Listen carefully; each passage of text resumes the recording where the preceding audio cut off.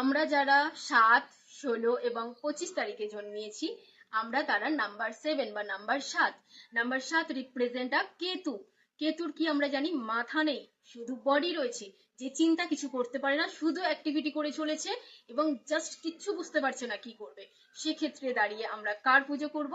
সিদ্ধিদাতা গণেশের পুজো করব এবং নৃসিংহদেব।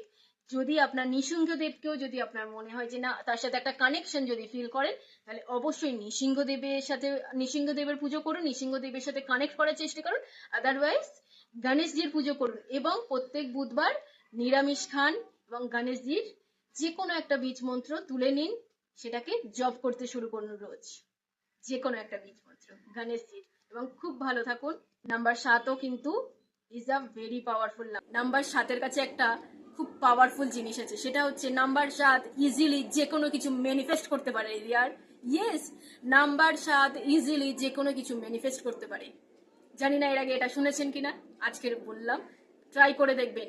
সুতরাং আপনার কাছে কিন্তু সেই ক্ষমতা আছে, সেই পাওয়ার আছে যে কোনো কিছু ম্যানিফেস্ট করার। সুতরাং একদম নেগেটিভ চিন্তা ভাবনা আনবেন না, পজিটিভ ভাবুন।